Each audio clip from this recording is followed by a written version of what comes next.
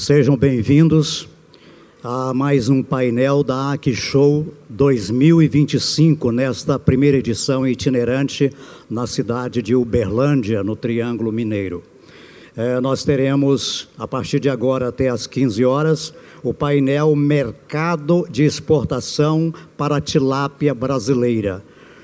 Antes de chamar o moderador, a gente vai ver um vídeo institucional dos patrocinadores da AquiShow Brasil.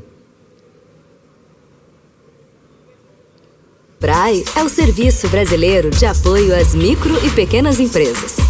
Nós trabalhamos para transformar os pequenos negócios em protagonistas do desenvolvimento sustentável do país.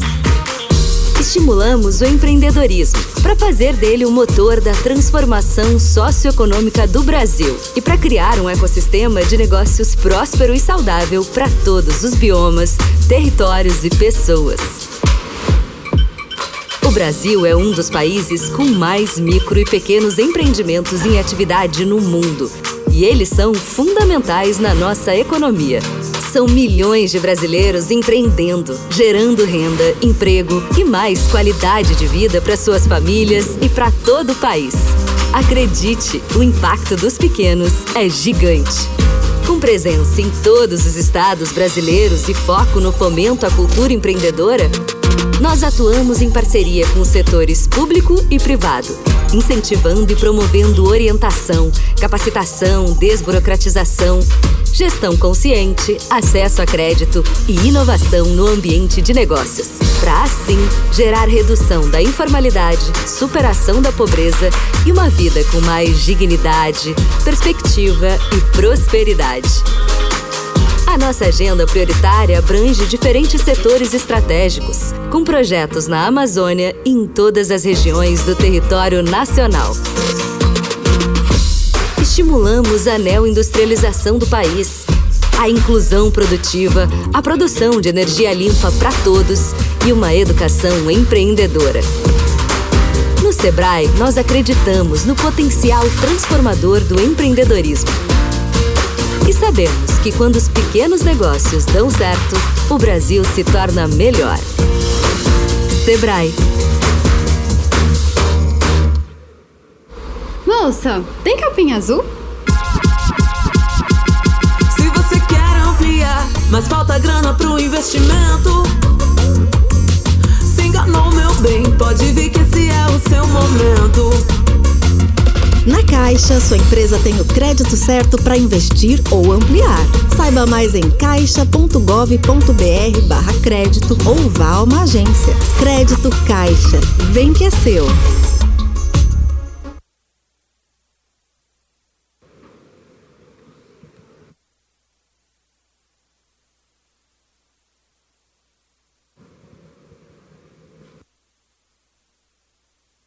Alô, som. O painel Mercado de Exportação para a Tilápia Brasileira tem como moderador o Rainan Souza Rocha. Rainan é mestre e doutorando em Desenvolvimento Regional, pesquisador bolsista em Economia Agrícola na Embrapa Pesca e Aquicultura e tecnólogo em agronegócios. Rainan.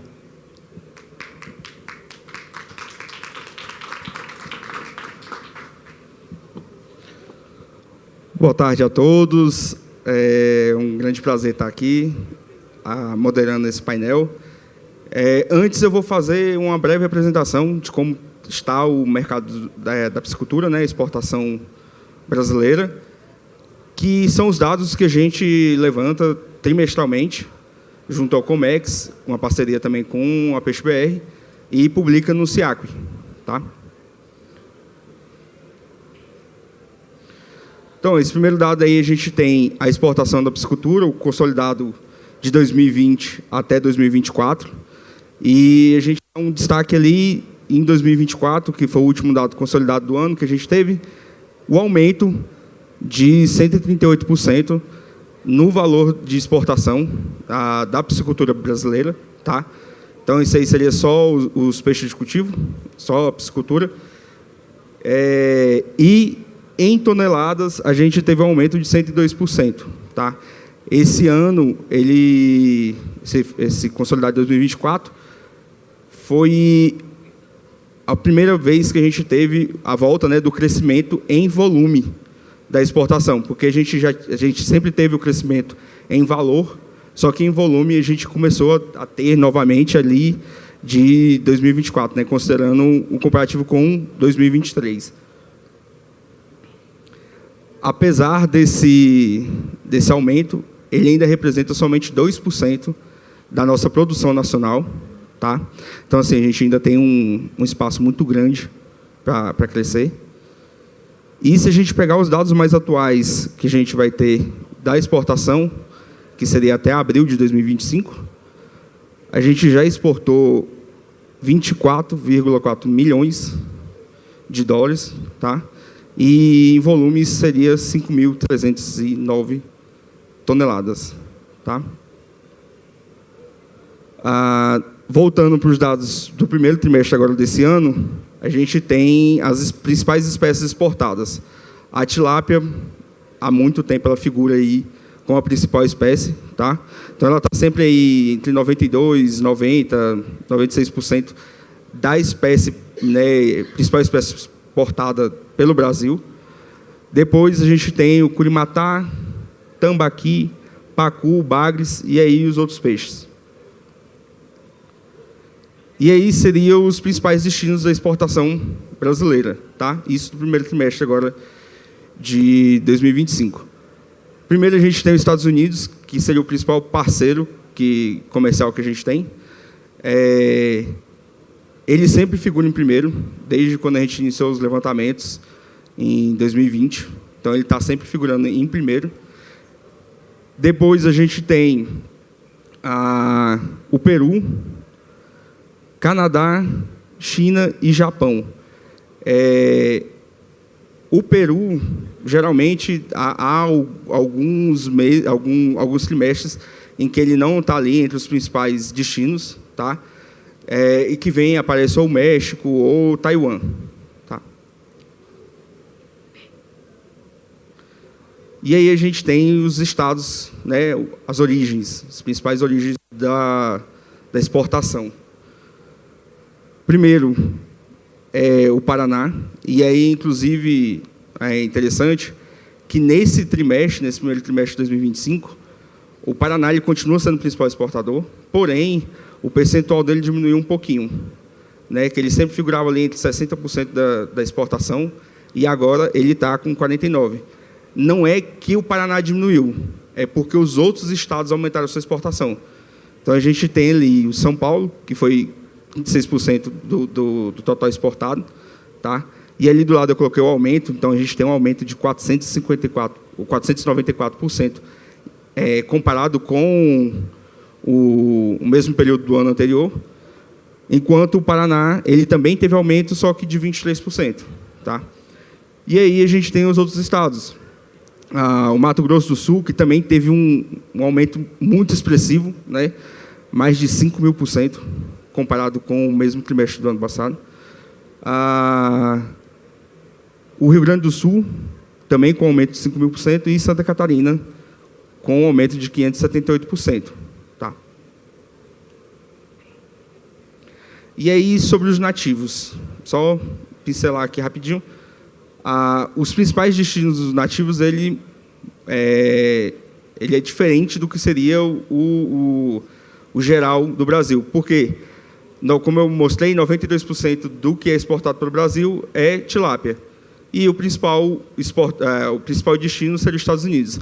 No nativo, não. No nativo, a gente tem o principal destino, que é o Peru. Tá? 95% das espécies nativas ela vai para o Peru. A Argentina e depois vem os Estados Unidos, que é um mercado que ainda está em expansão para os nativos. Todas as informações que eu passei para vocês e mais outras informações a gente tem no SIACRE. Tá? Lá no SIACRE também a gente tem esse informativo do comércio exterior, que ele é publicado trimestralmente. E a gente junta lá não só as informações de exportação, mas também as cotações.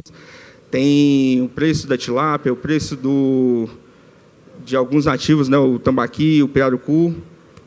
E estamos abertos para conversar com todos, né, caso precisem de mais informações.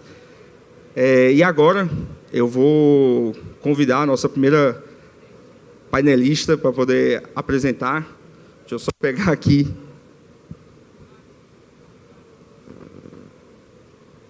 A nossa primeira convidada é a Aniela Banatti, né? Ela é diretora técnica nas áreas de processamento e comercialização da Associação Brasileira das Indústrias de Pescado, a ABPesca.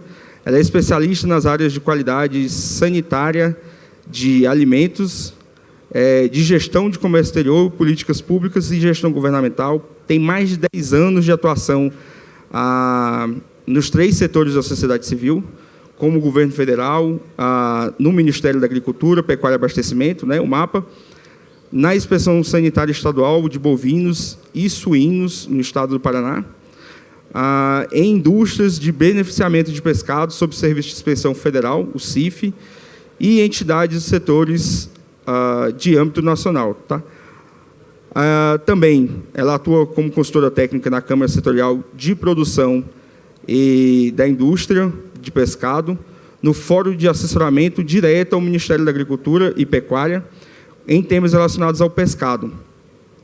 Hoje ela vai fazer a apresentação para a gente sobre a exportação de tilápia, as oportunidades, ameaças e movimentos de mercado internacional. Nela, salva de palmas, por favor. Obrigada. Acho que esse aqui fica comigo, né? Só apertar aqui para o lado, né? Tá.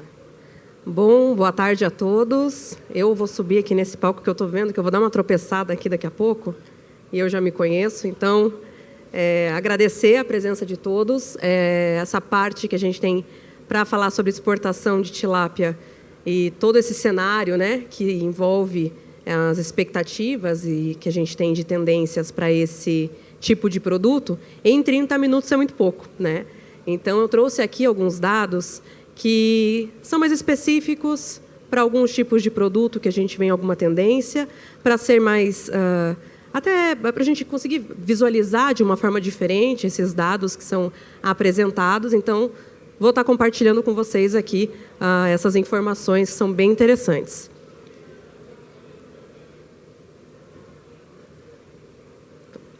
Então, antes de mais nada, né, a ABPesca, Associação Brasileira das Indústrias de Pescado, nosso patrimônio aí consta em 28 indústrias sob serviço de inspeção federal. Dessas indústrias,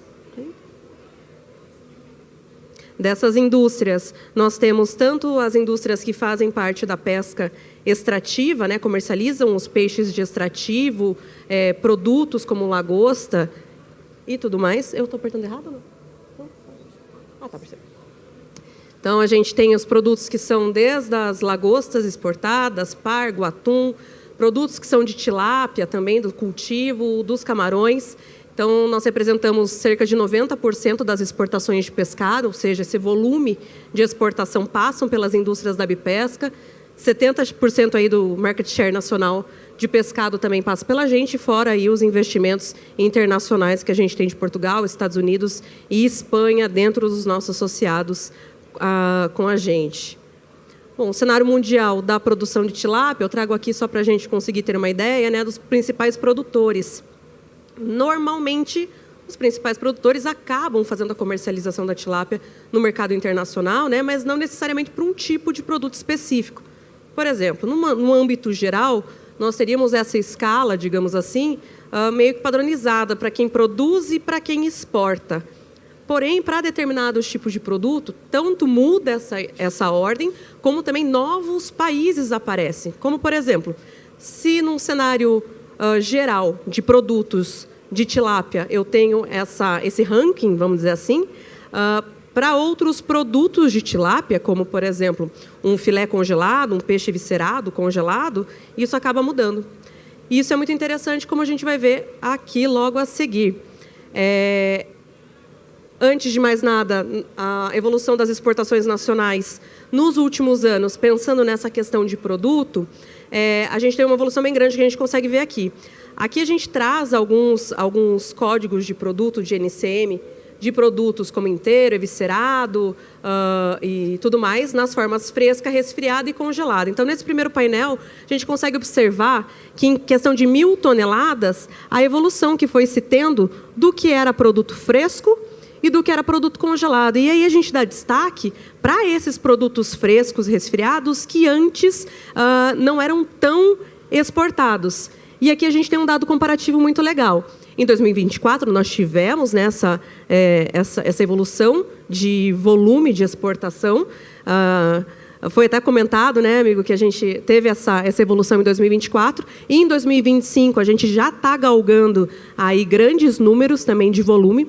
E essa comparação do que é congelado e fresco resfriado num universo de exportações para produtos que são de fins comestíveis, e aí a gente está falando filé, posta, produto inteiro, outros subprodutos que também acabam tendo um fim alimentar, como seja para ensopados, como são na cabeça e tudo mais, que a gente tem alguns produtos que são específicos para consumo de fins comestíveis humano. A gente tem esses números que são bem interessantes e que trazem aí um cenário de expectativa e tendência bem interessante para o Brasil. Já da carne fresca e resfriada, quando a gente vai mais para dentro desse número, a gente também tem um dado bem interessante, que é a questão da divisão, né, desses produtos. Mas quais produtos frescos e resfriados que estão tendo esse crescimento, uma tendência de crescimento? A gente tem a inteira eviscerada, né, e posta, que é um código de NCM específico, que lá no ano de 2020, 21, 22, eles não apareciam quase nos gráficos. E em 2023 já tendo uma evolução e aparecendo também em 2024 já de uma maneira bem interessante. Já filés, lombos, outras carnes também que fazem parte de um outro NCM específico, sendo esse azul mais claro, a gente tem quase aí uma totalidade, digamos assim, do que vem sendo feito.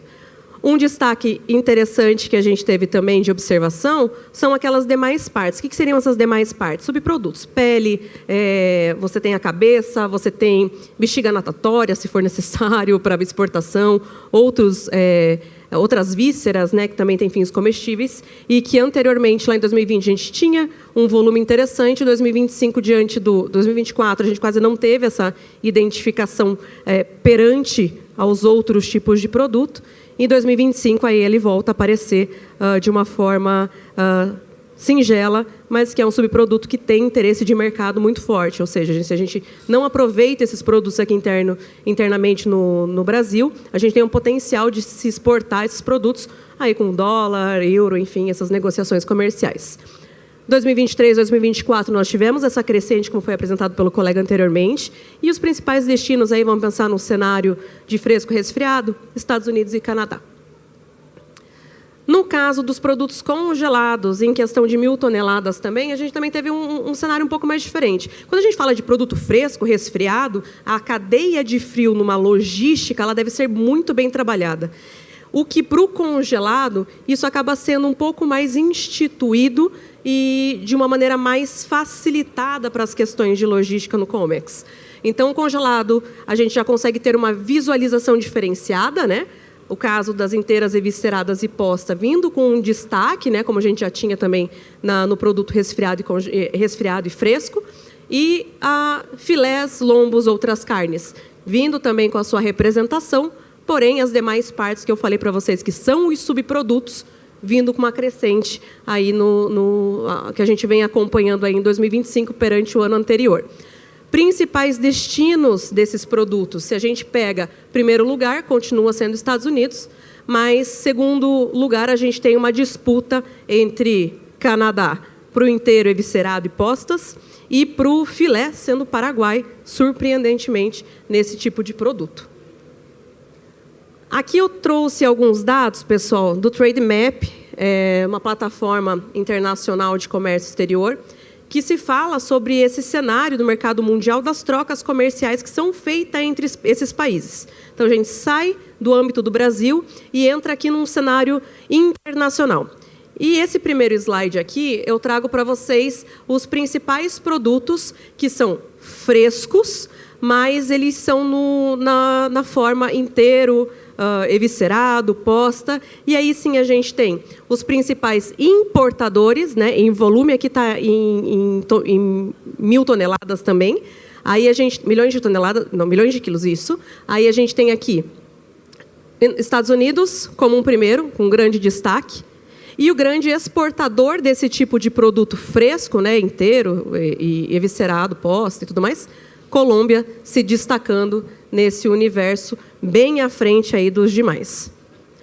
Aí eu entro para o produto específico, o filé, né? O filé, o lombo e outros produtos que venham a ter essa apresentação. Aí a gente já também tem os valores, né? Desculpa, eu falei que era quilo e não era quilo, não. Milhões de dólares, tá? A gente tem $1.000 dólares aqui, a questão da comparação. Então, a gente tem Estados Unidos sendo o principal importador e o principal exportador continua sendo Colômbia, porém, o Brasil aparece aí em destaque, aí, vindo galgando a segunda colocação. Isso é muito interessante porque a gente já vê uma evolução dos produtos de tilápia fresca, principalmente para os Estados Unidos. A gente sabe que tem um desafio grande nessas competitividades, mas é um valor que está sendo pago muito interessante por esses países aí que a gente está enviando esse produto. E por que isso vem se aumentando? E é interessante a gente falar a respeito disso, a qualidade do produto brasileiro. A qualidade da tilápia brasileira, a percepção que o cliente tem nos outros países é a diferença de uma tilápia do Vietnã, por exemplo, uma tilápia da China, uma questão de qualidade comercial. Então, é um produto que tem uma qualidade totalmente diferenciada e isso é muito perceptível nas gôndolas dos mercados. Isso, você faz um levantamento com as pessoas nos mercados e tudo mais, eles buscam uma tilápia brasileira. Já virou, assim, uma questão de escolha de qual produto com mais qualidade eu vou querer. Essa tilápia do Vietnã, da China ou uma tilápia brasileira. É quase unânime a escolha para esse produto. Então, nós temos esses dados interessantes, indo já para os produtos congelados, pegando também essa questão da tilápia inteira, ou posta, ou eviscerada, e Estados Unidos também sendo o grande importador, e a gente tem aí os exportadores, aí a China. E aí a gente volta lá para aquela história que a gente estava conversando lá no começo, quais eram aqueles top 4, vamos dizer assim, né, dos produtores. A China sendo o primeiro, só que ela, desse cenário que a gente traz aqui, ela só entra em primeiro lugar como exportadora para o produto que é de um inteiro congelado, ou eviscerado, da tilápia. Então, é bem interessante esse dado. A gente consegue acompanhar aqui a presença e participação de vários países. Nas importações, você vê uma diferenciação também de países que buscam realmente ter essa participação num cenário, tanto para importar, exportar e fazer essa troca comercial. No caso do filé congelado, pessoal, deixa eu vir para cá, porque está tão pequenininho aqui, eu estou destoando tudo que eu estou enxergando. Aqui, no caso do mercado de filés de tilápia congelada, a gente tem os Estados Unidos aí como grande comprador, China e Indonésia disputando aí um mercado de exportação desse produto, que é bem interessante. A gente tem outros países que participam também dessa...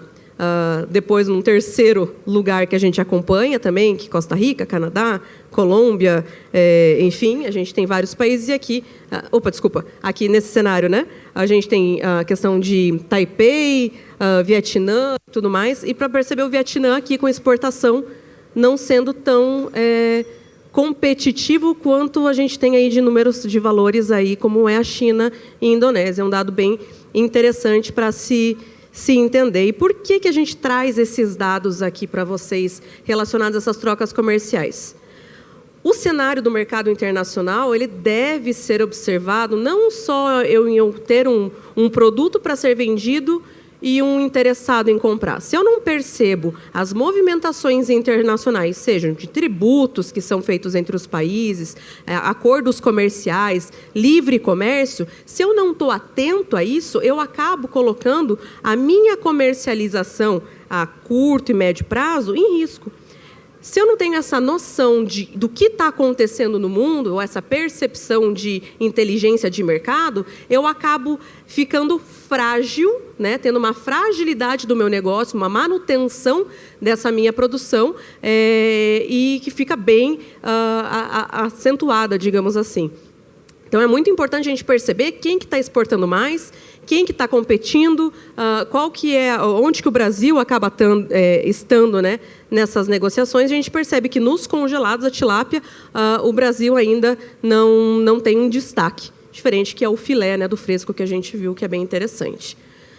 Bom, das oportunidades que a gente pode falar sobre a exportação, eu destaco aqui 2 pontos importantes, tá, pessoal? Como a gente estava falando, eu trago aqui as tarifas de importação, né? A gente teve recente aí, de conhecimento de todos, o tarifaço do Trump, que ficou conhecido. Essa taxa de importação aplicada para vários países, para o Brasil especificamente, nós ficamos em 10%, mas se comparado a outros países como o Vietnã, China, que tiveram uma super taxação, a gente começa a ficar mais competitivo. Então, produtos que eram congelados e tudo mais, que eram destinados aos Estados Unidos, não só pelo Brasil, mas como China, Vietnã, para o caso dos congelados, a gente sabe que esse mercado ele vai começar a ter uma abertura e pode ser que seja uma inserção aí do pescado da tilápia congelada para a gente ampliar a nossa participação. Quando a gente fala de taxas de importação no geral, quando eu falo de exportação, eu tenho alguns países aqui que também são destaque interessante para a gente dar um olhar. Peru, a gente tem uma taxação zero num acordo bilateral. Canadá também 0%, exceto para subprodutos, que são aqueles demais que eu apresentei para vocês, que fica em uma taxa de 3%. Austrália, e eu dou destaque para a Austrália aqui, que a gente já vai falar um pouquinho mais dela, taxação de 0%, um mercado recém-aberto, não faz pouco tempo que ele abriu, foi no ano passado, no primeiro semestre do ano passado.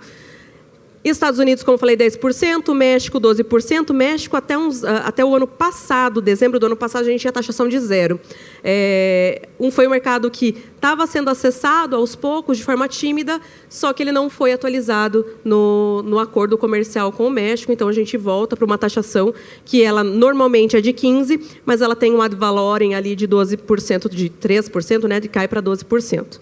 Coreia do Sul, 10% para produtos congelados e 20% para produtos resfriados. Então, aqui só para a gente ter uma ideia, né, de como variam essas taxações para os produtos. Essas tarifas de importação vão fazer parte do meu preço final, devem ser contabilizados também nesse preço final, numa negociação. Se eu não considerar isso aqui, eu acabo tendo no meu preço final, acaba tendo um prejuízo ou não tendo o lucro que eu esperava, um valor reconhecido que eu esperava para aquele tipo de carga que eu vou estar enviando para um determinado país.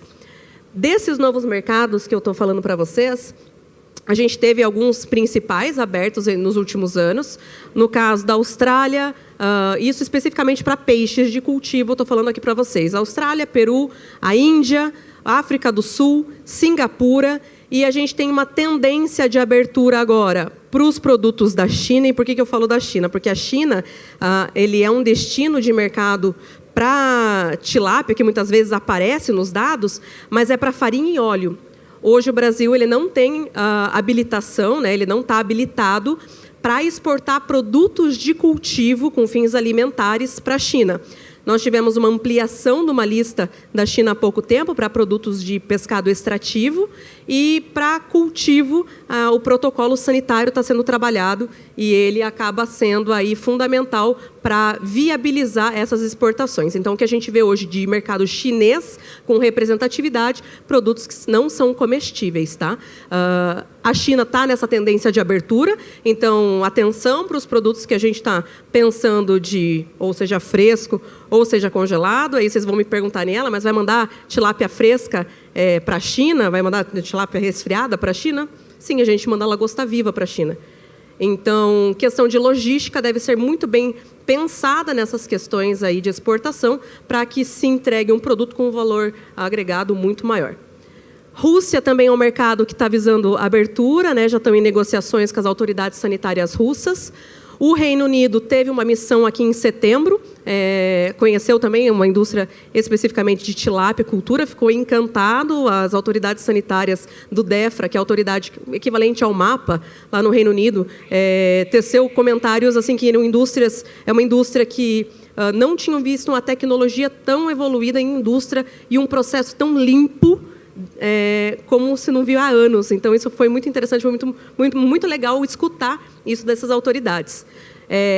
O Reino Unido está com uma previsão de entregar o relatório para a gente ainda nesse primeiro semestre e a gente buscar aí essa abertura de mercado com o Reino Unido, que antes fazia parte da União Europeia, e naquele imbróglio que aconteceu lá em 2017, e desde 2018 a gente está deixando de exportar para lá. E a União Europeia, que ainda continua sendo uma pedra no sapato, né, nessas questões de exportação, um bloco econômico que gosta muito do produto brasileiro, mas que ainda estão nos imbróglios sanitários, né? A gente busca essa missão já há alguns anos e o imbróglio que acontece em relação à União Europeia ainda se estende. Então, destaco esses três primeiros aqui como os principais a serem abertos e a serem buscados. Os de cima, todos estão abertos, tá? Destaco a Austrália. A Austrália é um grande comprador de produto de tilápia também, e ele está com o mercado aberto desde o ano passado, então ele deve ser acessado. Então, busquem esse acesso, a taxação é zero, então vale a pena dar um olhar especial para a Austrália. E aí a gente trabalha com as questões de ameaças, né? As ameaças, a gente tem que considerar as ameaças internas que a gente tem aqui no país e as externas, né? O que a gente consegue perceber em relação a essa exportação de tilápia. As internas, o que a gente tem de desafio? São os fatores governamentais nacionais, né, o custo Brasil, o custo da minha operação como um todo, seja ela desde a produção primária, do processamento, da industrialização, e também os valores que a gente tem de comercialização, impostos, enfim, que a gente tem aplicados a essa operação toda industrial.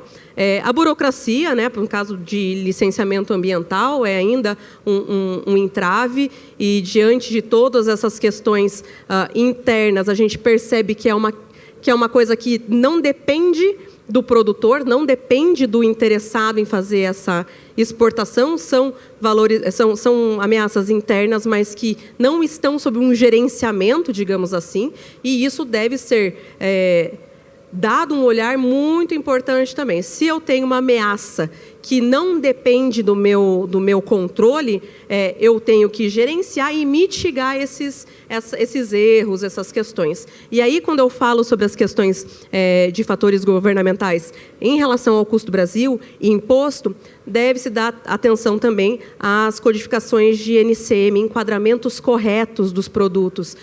Já foi notado, a gente faz um trabalho na Bipesca junto com os associados, de revisão dos NCMs e enquadramentos. E muitas vezes a gente tem um enquadramento equivocado num código que, para determinado país que está num acordo de livre comércio, eu vendo com uma taxa de 10% e, na verdade, ele seria zerado.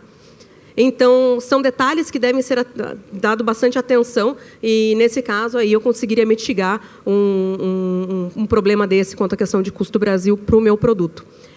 Questões externas, a gente tem a questão da importação, que a gente teve aí recentemente as questões do Vietnã, né, da tilápia do Vietnã, entrando agora no Brasil sem ressalvas por parte do Ministério da Agricultura, onde foi sinalizado que o risco de se trazer, por exemplo, a Tilve para o Brasil naqueles tipos de produtos que estariam vindo seria um risco que poderia ser negligenciável, um risco muito baixo.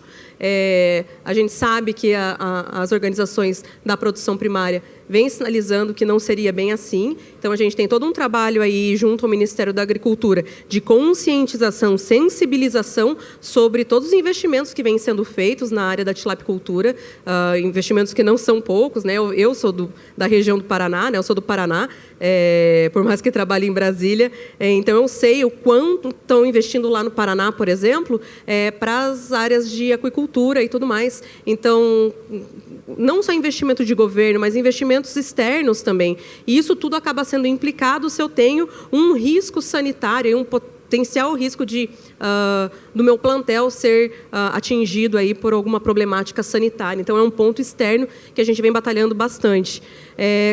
Acordos de comércio, de livre comércio, né, os acordos comerciais na importação, são questões externas que a gente também tem que estar de olho. No caso do Vietnã, como é recente essa questão dessa ida, né, da delegação brasileira para lá, é uma negociação comercial, é uma troca comercial de produtos, exporta bovino para lá, carne de boi, e vem tilápia, vem camarão, e não se parte só disso, não é uma questão de troca comercial de produtos. As questões tarifárias, elas devem ser observadas. A que valor vai vir essa tilápia para cá? Qual vai ser a taxa de importação que o Brasil vai brigar com isso? Vai ser uma taxa de importação alta? Vai ser uma taxa de importação específica para esse tipo de produto? Vai ser só para o NCM do filé congelado ou para a tilápia inteira congelada? Enfim, essas questões todas a gente precisa observar. Acordos comerciais de livre comércio entre os países exportadores com os países de destino. Isso também a gente também tem que observar. Se eu estou competindo com o meu produto dentro do mercado dos Estados Unidos com uma China, eu já sei que agora, com o tarifácio do Trump, eu tenho 10% na taxa de importação. A China está com 46%, salvo engano. Então, aquela coisa, a gente tem vários pontos aí que a gente tem que estar observando para tendências de facilitação de entrada com o produto nesses mercados. Então, aqui, gente, eu trago aqui um cenário, é pouco tempo para falar sobre tudo que a gente tem. Então, eu trago aqui para vocês essas informações um pouquinho mais enxutas, um pouquinho mais voltado para os produtos que são com fins alimentares, né, dentro das expectativas que a gente viu aqui, e trazer esse olhar que não é só eu entrar em contato com um potencial comprador, mas eu preciso observar o que está sendo feito em questões de negociações, essas movimentações internacionais, para que eu consiga aí ter uma previsibilidade de negócio, uma segurança operacional de comercialização a médio e longo prazo, que eu acho que é isso que todo mundo busca, tá certo? Então, eu deixo o meu contato aqui, pessoal.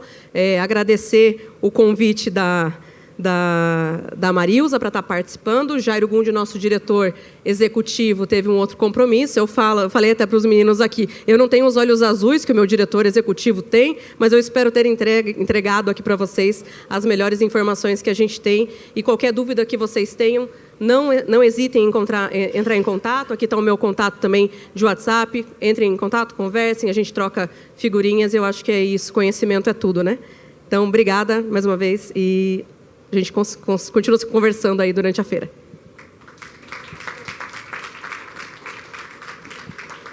Obrigado, Daniela. Vou chamar o próximo painelista agora. Nosso próximo convidado é uma referência no processo de internacionalização de pescado brasileiro. É o Vinícius Ors, que é diretor da Ayamo Global Foods.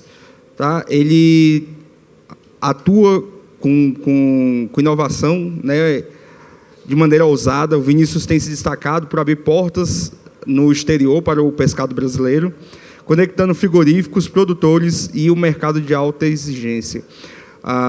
Ele contribui diretamente para a expansão da tilápia brasileira no mundo.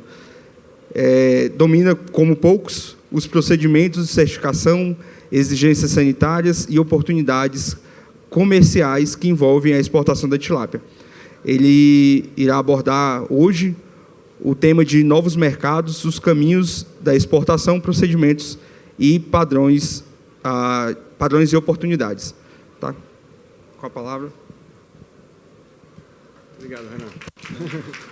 Valeu. Como é que é aqui, cara? Aqui é só passar para o lado. Isso. Tá. Boa tarde a todos. Eu vou ficar aqui em cima. Primeiramente, eu gostaria de agradecer a Marilza, né, pelo convite, em estar aqui passando um pouco mais do meu conhecimento para vocês. Bom, meu nome é Vinícius, eu sou fundador e diretor da divisão de pescados da Ayamo Global Foods, né? Eu vou estar falando sobre os mercados e um pouquinho sobre os padrões e procedimentos para poder, né, entrar nesse mercado internacional. Falando um pouquinho sobre a Ayamo, ela foi fundada em 2011. Nós somos uma trading, né, especializada na exportação de pescados, carnes, principalmente frangos e suínos, e produtos para nutrição animal, né, como farinhas e óleos de pescados, de frango, de suíno. E a nossa missão, né, é conectar produtores brasileiros ao mercado global. Nós possuímos 4 escritórios ao redor do mundo. O nosso escritório central está em Itajaí, Santa Catarina. Nós temos escritório nos Estados Unidos, na Flórida, em Dubai e também em Taiwan. Então, passando um pouco das informações que já foram faladas, né, mas acho importante eu comentar aqui para seguir uma linha. O Brasil hoje é o 4º maior produtor mundial de tilápia, né, mas, como já falado, só menos de 2% é exportado. A gente produz muito e exportamos poucos, né, exportamos pouco, e isso deve mudar. Como vocês podem ver, a produção ela vem aumentando, né, pouco a pouco. De 2023 para 2024 teve um bom salto, né, acho que praticamente 15%. E as exportações, apesar de 2023 ela ter baixado um pouco, né, em 2024 ela praticamente dobrou. Muito por causa do filé, né? A exportação de congelado, ela está meio estável, né? Mas a exportação de filé fresco, ela realmente deu um boom, né? A Colômbia, ela abriu uma janela, né? Ela realmente teve seus problemas sanitários, e o Brasil estava pronto e conseguiu abraçar essa oportunidade. Então é isso aí, vamos lá.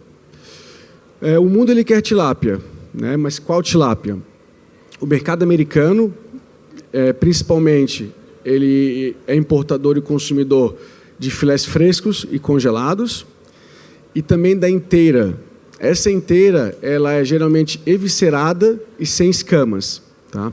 O mercado asiático, ele é um grande consumidor, né, dos subprodutos, farinhas, óleos, escamas e pele, né, dos produtos que a gente produz, da tilápia brasileira. E o mercado africano, geralmente é inteira congelada. Porém, né, hoje o Brasil ele não tem preço para competir com a tilápia asiática. Principalmente para o mercado africano, ele consome tilápia pequena, né, de 100 a 300, 300 a 500 gramas, que é uma tilápia que nem é viável para o Brasil produzir. Então, né, com químico, com um monte de glaze. Então, esse não é o mercado que a gente atua. Então, eu vou estar abordando um pouco mais aqui sobre a tilápia com foco no mercado americano. As exigências do mercado americano. O Brasil está posicionado, né, como um exportador de tilápia de altíssima qualidade. Então, hoje, os produtos que a gente exporta são somente de frigoríficos que conseguem atender esse padrão, que seriam o quê? Né? O mínimo que a gente exige. Uma tilápia que chega viva na planta para ser processada, certo? Por quê? Porque para manter o frescor do produto, para a textura. A gente sabe que existe uma ou outra empresa, geralmente lá do sul do Brasil, Santa Catarina, Rio Grande do Sul, que exporta uma tilápia que ela não chega viva, né?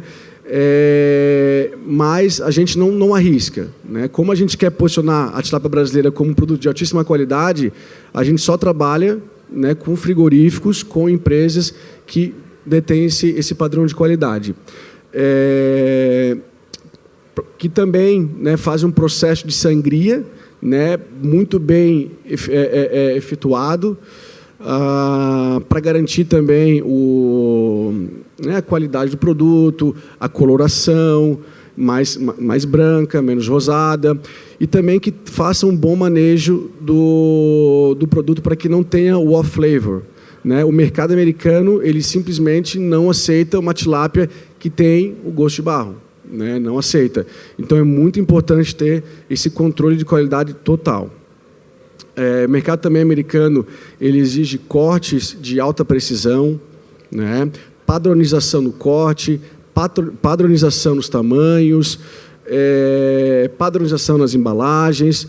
Então, assim, porque o mercado americano, ele, da Ásia, ele consegue tudo. Os asiáticos fazem tudo para eles. Então, eles também, se a gente quiser entrar no mercado, a gente também precisa seguir esses padrões. Embalagem profissional também é algo muito, muito importante de ser exaltado aqui, tanto no fresco quanto no congelado, né? Caixas, tem que ser caixas de alta qualidade, embalagens plásticas de altíssima qualidade. O Geopack, por exemplo, que vai para um filé resfriado, né, também tem que ser de alta qualidade. No pescado congelado, uma caixa de papelão realmente grossa, que seja durável. Por quê? Porque eles não querem ter problema, eles não querem lá descarregar um container ou passar uma caixa de um armazém para o outro, carregar, descarregar, e uma caixa que cai, uma caixa que tem problema. Eles simplesmente não aceitam, né? A gente já teve experiência de ter exportado uma tilápia inteira congelada para os Estados Unidos, e diversos clientes estavam reclamando: pô, essa caixa aqui é muito ruim, ela se quebra, se molhar um pouquinho ela se desfaz, eu não quero mais essa marca. O produto podia estar com qualidade, mas se a embalagem ela não segue o mesmo padrão, eles nem querem mais aquela marca. Então eles falaram: olha, Vinícius, não me manda mais essa marca.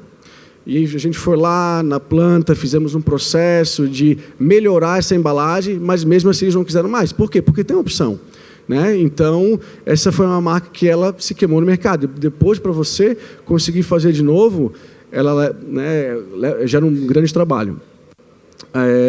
Né, rastreabilidade, certificações também nem se fala, mas eu vou comentar um pouco mais sobre certificações um pouco mais adiante. Aqui estão os padrões de corte dos dois principais produtos que a gente exporta para os Estados Unidos. Os filés, né, tanto congelado quanto resfriado, existem dois tipos de corte: o deep skin e o shallow skin. Tá?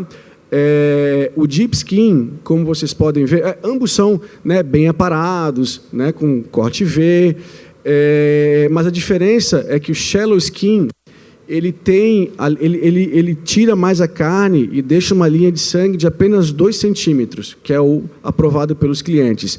O shallow skin não. O shallow skin ele já tem uma camada, dá mais rendimento, né, e tem uma camada mais de sangue mais acentuada. Grande parte, 99%, 90% do que é exportado geralmente é o deep skin. Por quê? Depois eu vou falar um pouco para vocês, mas é que essa linha de sangue, com o tempo, principalmente para o congelado, ela vai ficando marrom, né? E o mercado, e os outros países, eles utilizam um químico que é o gás carbônico, que deixa essa linha de sangue bem rosada. Então, lá no supermercado, quando o cliente vai pegar o produto e aquela linha de sangue está amarronzada, eles não querem esse tipo de produto. Então, por isso que geralmente o que a gente exporta é o deep skin. A inteira, né, inteira GS, que seria a gutted and scaled, que é sem escama e sem vísceras. É um produto, não tem segredo nenhum, mas geralmente ela é embalada individualmente e geralmente é congelada. A gente exporta um pouco dela fresca, mas é uma quantidade bem pequena. Bom, as certificações, né, que são exigidas pelo mercado americano. Bom, o CIF é o básico, não é pelo mercado americano, mas sim pelo MAPA, que tem que ter. O HACCP, né, que é o controle dos pontos críticos, que é o mínimo que você precisa ter para poder exportar para o mercado americano.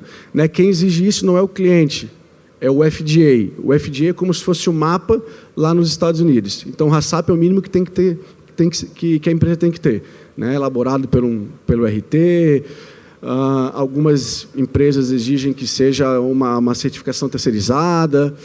E aí tem as outras duas, que é o BAP e o ASC, que daí é uma exigência de certos clientes.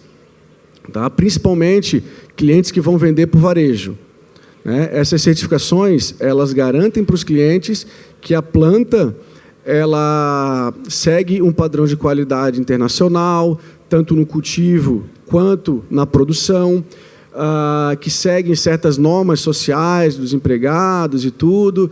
Então, é um custo elevado, né, para ter essas certificações, mas a partir do momento que você tem uma regularidade nas exportações, elas com certeza se pagam.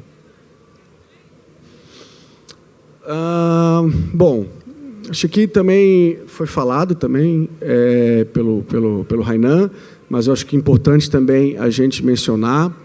É muito bacana ver isso, né? Em 2020, o Brasil ocupava a 8ª posição na exportação de tilápia para o mercado americano. Em 2024, a gente já ocupa a 4ª posição, né? No primeiro trimestre desse ano, a gente já está em 3º. Então, dá para ver que essa cultura de exportação ela está ficando mais, né, ficando mais intrínseca aqui no mercado brasileiro, assim, para os produtores brasileiros. A gente também tem percebido isso, né? A gente tem recebido muitos contatos de pequenos e médios produtores que querem exportar, né? Então isso é legal. Eu acho que a gente tem um futuro muito bacana pela frente. Também eu vi algum artigo dizendo que o Brasil é o único país que consegue, né, produzir mais do que a China. É claro que vai levar muito tempo para isso, mas pelo investimento, que a gente está vendo, das várias empresas fazendo, a gente tem uma grande expectativa que isso aconteça. Já tratando de filé fresco, né, de 2020 para 2024, o Brasil pulou de 5º para 2º maior produtor. Né, o Brasil ele aproveitou essa oportunidade e realmente está fazendo um belíssimo trabalho, né? Os produtores, inclusive Juliano, né, que vai falar depois de mim, está fazendo um ótimo trabalho e realmente a tilápia nos Estados Unidos, a tilápia brasileira está sendo muito bem reconhecida. Eu que moro lá, né, eu fico no escritório dos Estados Unidos da nossa empresa, nos mercados perto de casa, as tilápia frescas são tudo brasileira, praticamente tudo brasileiro. Tem um pouco de Colômbia, né, mas a brasileira está realmente pegando essa posição, né? Essa é a informação do USDA. Os dados de 2024 de janeiro a novembro. Beleza. Bom, nós estamos realmente numa posição estratégica, né? As altas tarifas, né, dos produtos chineses que o Trump impôs, né, que a Aniela já comentou. Então, os clientes também querem diversificar origens, porque essas grandes redes, né, elas não querem depender apenas de um país, porque esses problemas geopolíticos, essas guerras comerciais, realmente preocupam, né? Eles se preocupam muito com esse problema na cadeia de fornecimento. Então, eles precisam diversificar, né? Então, o Brasil está sendo olhado está sendo muito bem olhado por todas as grandes empresas, importadores, distribuidores do mercado americano. A cadeia logística do Brasil ela está se consolidando também, né? Tá sendo muito legal de ver isso, principalmente o peixe fresco. É por isso que a gente está vendo todo esse crescimento, né? Para você ter uma ideia, uma tilápia que ela é despescada no Mato Grosso, no interior do Paraná, no interior de São Paulo, ela é despescada numa manhã, ela é processada durante a tarde. Durante a noite, ela viaja até o aeroporto de Guarulhos. No outro dia de manhã, ela já voa para os Estados Unidos, tem voos diários, né, para os Estados Unidos. E no outro dia, né, já está sendo distribuída para os supermercados, para as peixarias. Então, em 48 horas, ela já está, né, disponível para o consumidor americano, a tilápia fresca, né? Então, ainda garantindo um shelf life de 11, 12 dias.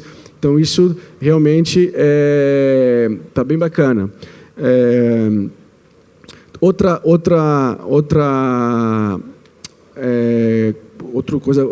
coisa positiva foi a não necessidade mais de ter o certificado sanitário internacional para se exportar para os Estados Unidos, né? O trabalho da Peixe BR, junto com alguns produtores, eles conseguiram isentar que o FDA exigisse, não, que o MAPA exigisse o certificado sanitário para o produtor poder exportar. Então, isso também fez com que esse tempo, né, de envio do produto brasileiro para o mercado americano se reduzisse. Também a segurança sanitária, né, que o Brasil tem, o MAPA também faz um trabalho muito intenso a respeito disso, e o consumidor americano sabe, né? Eu acho que isso, de certa forma, é bom. Às vezes, algumas pessoas falam que eles pecam pelo excesso, né? Mas isso é bom porque, realmente, a tilápia brasileira ela tem uma excelente qualidade, né? Bom, oportunidades para continuar crescendo, né? No nosso ponto de vista. A tilápia fresca, o filé fresco, realmente já tem feito, assim, já está fazendo um ótimo trabalho. Eu acredito que dá ainda para crescer, mas o grande boom, né, que a gente vê, que realmente assim vai explodir, é quando o Brasil se tornar mais competitivo no filé congelado. Porque o principal consumo de filé de tilápia no mercado americano é no varejo, né? Então, é no supermercado. Todos os supermercados americanos têm filé de tilápia, desde as redes mais baixas até as mais sofisticadas, vendem filé de tilápia. Então,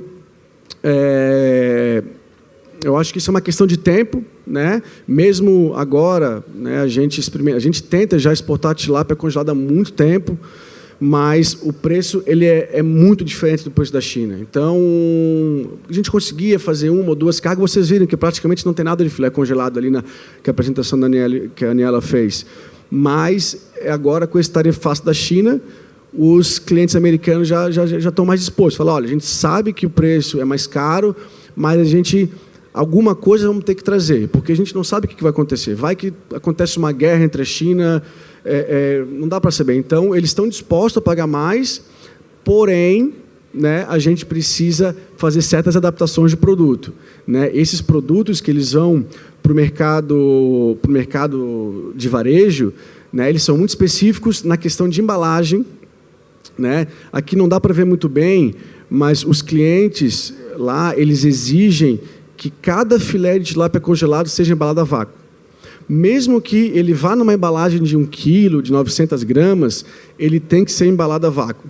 Isso é uma exigência, né? A China faz isso, todos os filés que são vendidos nos Estados Unidos, ou postas, eles são embalados a vácuo e depois numa embalagem secundária de varejo. Então, e aqui no Brasil hoje, a gente não consegue fazer isso, né, em grande escala. A gente faz, mas em pequena escala. Então, já tem algumas indústrias investindo nisso.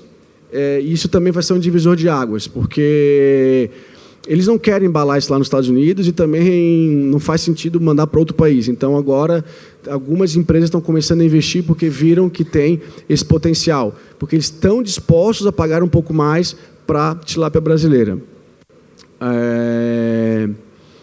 Né? Então, essas embalagens elaboradas. Outra, assim, como eu falei, né, hoje a tilápia brasileira está posicionada com um produto de alta qualidade, certo? Porém, né, se chegar um dia que a produção aumentar demais, o mercado brasileiro não tiver condição de consumir tudo, a gente vai ter que encontrar caminhos, né? E se tiverem plantas, empresas que estiverem dispostas, existe a possibilidade de colocar o CO, né, que seria o quê? Que eu comentei antes. É um produto que se coloca no filé para garantir que a linha de sangue não vai ficar marrom, que ela vai ficar vermelha, rosinha, maravilhosa. Então, quando o pessoal vai lá ver na gôndola para comprar, vai chamar muito mais atenção. Geralmente, esse produto vai para supermercados de classe média para mais baixa, né? Os supermercados de classe mais alta, eles já não deixam esse produto entrar, né? Que mais? Os fosfatos também, né? Que também não é um padrão brasileiro colocar esses químicos no produto para ganhar peso, porém, né, para aumentar o volume, talvez no futuro, algumas empresas podem querer fazer, né? Eu acredito que a Peixe-BR já fez um trabalho junto com o MAPA meio que autorizou, eu acho que o CO, porém, tu não pode, porque o mercado brasileiro não pode, né? então eles têm que fazer produção exclusiva para exportação. Enfim, eu acredito que no futuro isso vai ser introduzido aqui no Brasil também. Os desafios das exportações, né, o que a gente vê, alta demanda no mercado interno. Então, uma coisa que a gente acha muito importante também para quem quer exportar, uma vez que você quer exportar, você tem que estar realmente destinado a isso. Não, eu quero exportar. Por quê? Porque o mercado brasileiro também ele é cíclico, né? Às vezes o preço está em alta, às vezes o preço está em baixa. Quando o preço está em baixa, todo mundo quer exportar. Mas quando o mercado brasileiro está pagando bem, ninguém quer exportar. Então, a gente já teve, né, experiências como essa, quando o mercado brasileiro estava estava ruim, queria exportar, fomos lá, fechamos um contrato de 3, 4, 5 meses, o mercado brasileiro voltou, estava chegando a quaresma, o produtor aqui falou, não, Vinícius, não, para mim não faz mais sentido exportar, o mercado brasileiro está pagando muito melhor, minha produção é limitada. Então, isso é muito ruim, né? Quando você interrompe essa cadeia de fornecimento, o cliente lá, você também se queima com o cliente, é muito difícil você conseguir voltar. Então, é importante que quando você vai exportar, você tem que estar realmente, pelo menos, você pode também aumentar ou diminuir a sua porcentagem de exportação, mas você não pode simplesmente parar de exportar porque o mercado brasileiro está pagando mais, né? Custo Brasil, que já foi comentado, os custos das certificações, que eles também são elevados, né, quando você quer entrar no mercado varejo ou do fresco, mas são necessários. É um risco também que tem que se correr para você poder entrar no mercado. Essas embalagens especiais, né, que também elas, aqui no Brasil é difícil de conseguir, certas embalagens têm que ser importadas porque ela tem, né, pouch, ziplock, ela tem uma gramatura diferenciada.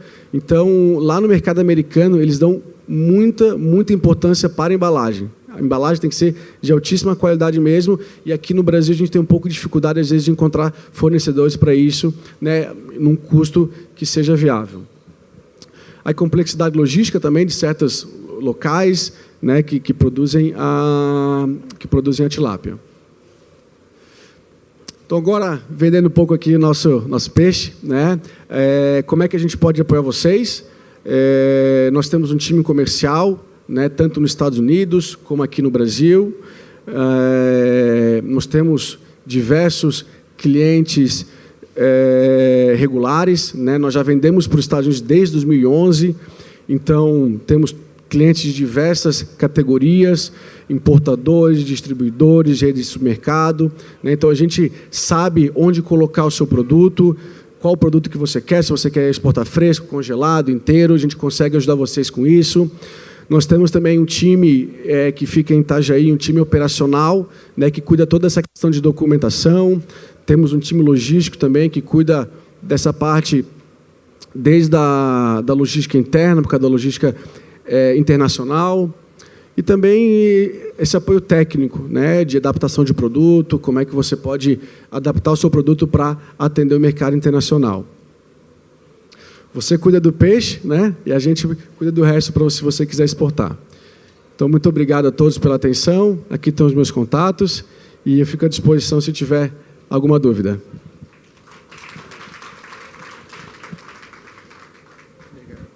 Então, pessoal, dando continuidade, nossa próxima apresentação vai ser do Juliano Kupitsa. Ele é o diretor da Fider Pescados, uma marca do grupo MK SAB, sinônimo de qualidade e tecnologia.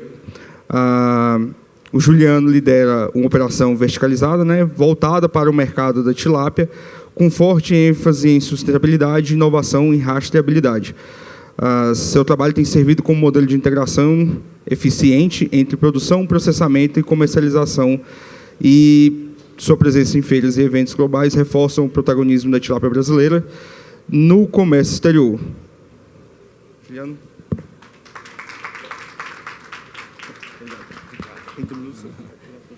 Tá bom, obrigado.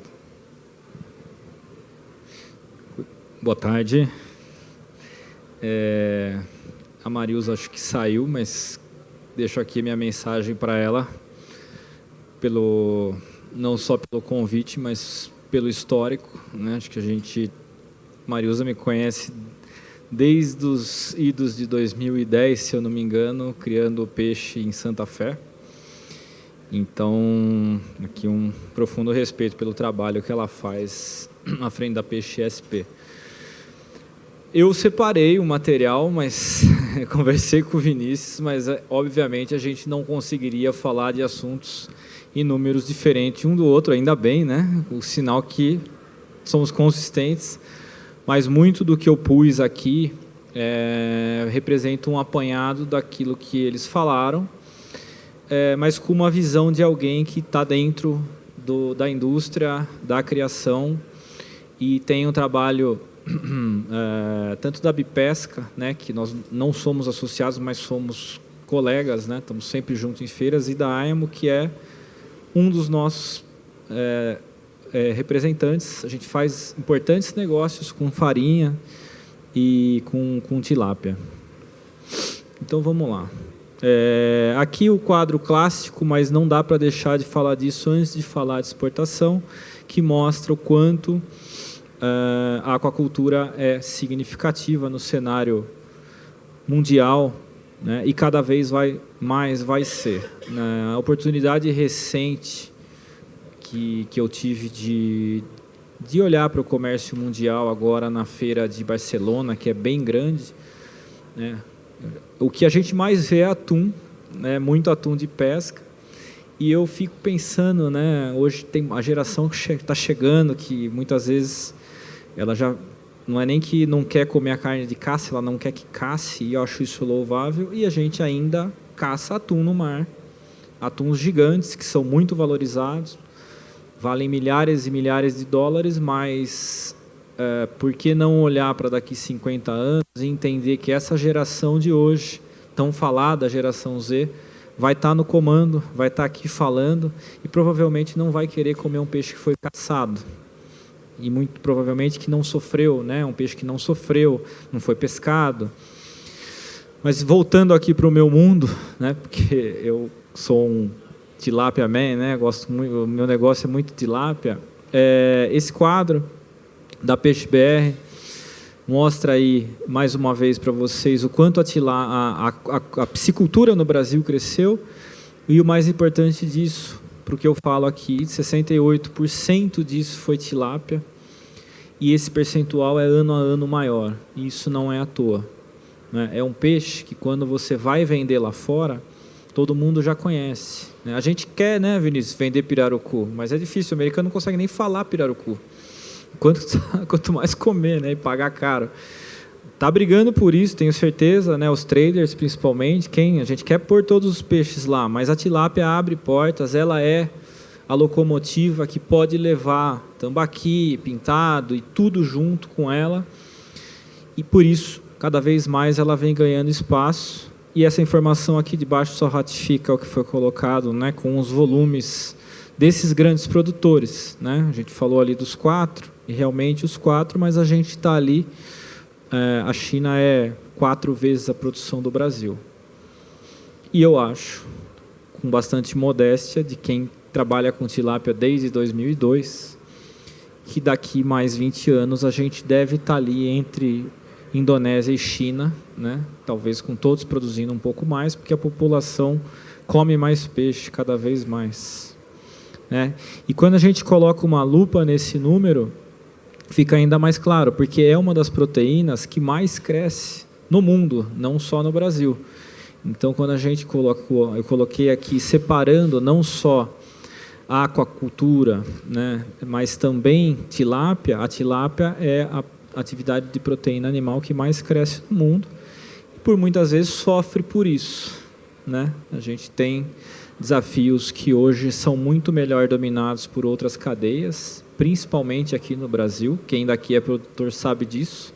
Chega uma doença nova, não tem vacina ainda, tem que aprovar a vacina, e a vacina chega, ela custa caro, a gente não sabe se vai funcionar, e isso é o preço do fato da cadeia ser ainda muito incipiente, né? Eu tive, fazendo só um paralelo, eu tive na semana retrasada, dentro de indústria de salmão, fábrica de ração, criação na Noruega, e por mais que eu seja um apaixonado pelo Brasil, por tudo que a gente faz aqui, não tem como não voltar de lá sonhando e dizendo que nós estamos muito ainda aquém daquilo que pode ser essa indústria, né?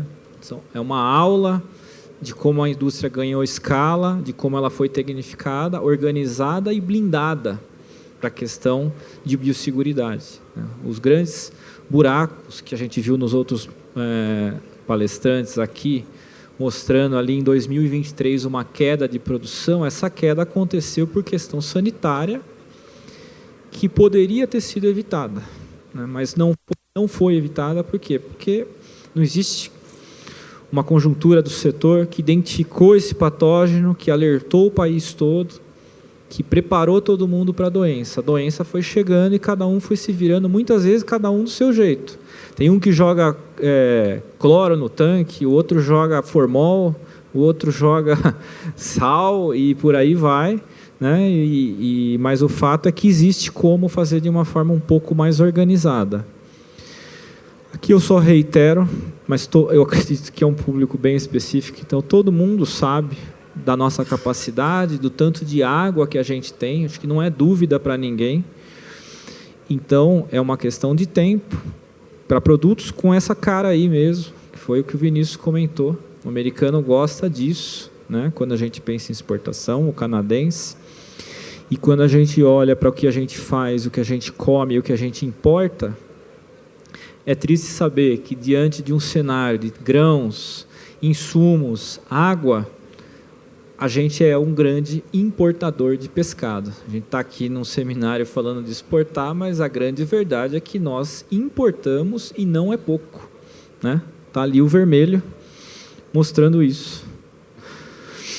Então, tem consumo, muito, mas muito salmão, mas a gente tem que olhar para isso, pelo menos por hora, né, como uma oportunidade. Dá para vender muito mais aqui. Eu acho que o salmão tem lá a sua característica que foge muito da tilápia, mas o fato é que a gente consome hoje em tilápia por volta ali, né, são 600 mil toneladas, temos 200 milhões de pessoas, então numa conta rápida são perto ali de 3 quilos por pessoa por ano, só que 3 quilos de tilápia dá 1 de filé, o que é quase nada, né, se a gente pensar num consumo.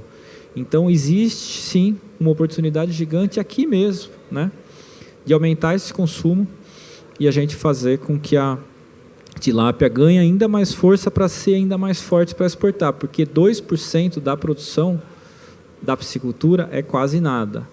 Então aqui, eu só ratifico como o quadro é diferente, eu vou mostrar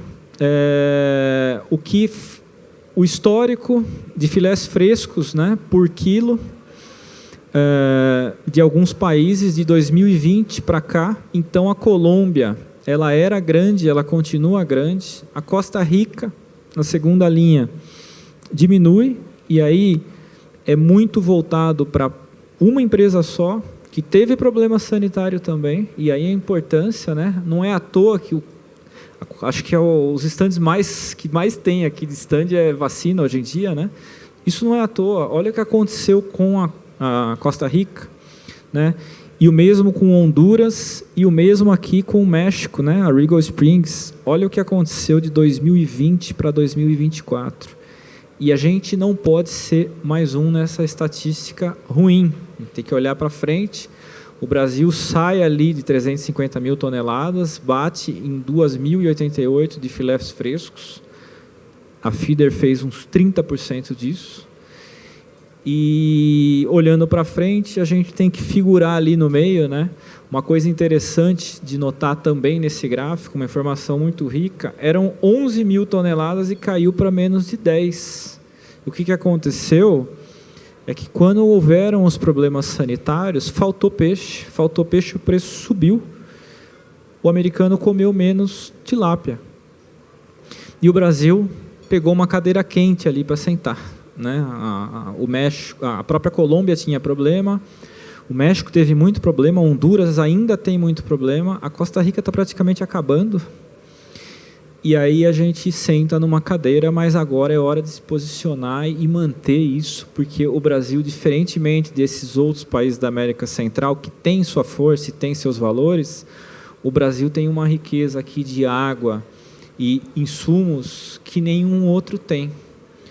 Então, é muito relevante para a gente essa informação, porque pode virar esse número, né, ele pode virar ali novamente 11 mil toneladas e 12. Uma coisa interessante para ressaltar é que algumas grandes redes americanas, elas detectam crise nos Estados Unidos quando começam a comer mais peixe branco, porque a carne deles lá é muito cara. Então, em alguns momentos específicos que o povo para de comer carne e começa a comer peixe, um dos peixes que come mais é a tilápia.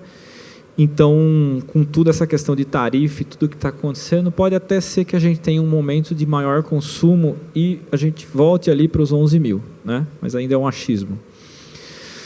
E aqui quem manda, né, para eles a tilápia, o Brasil sai de 3%, era um dos menores, e vai para 21%. E quando a gente olha ali para quem está dominando esse mercado, Colômbia, inevitavelmente, segue muito forte. Mas para quem tiver curiosidade, entra lá no Google Maps, coloca lá Lago Betânia, na cidade de Neiva, e vê que toda a piscicultura em Tanqueray da Colômbia está num lugar só. Eles têm um desafio tremendo sanitário, maior que o nosso. Perderam muito peixe nos últimos anos.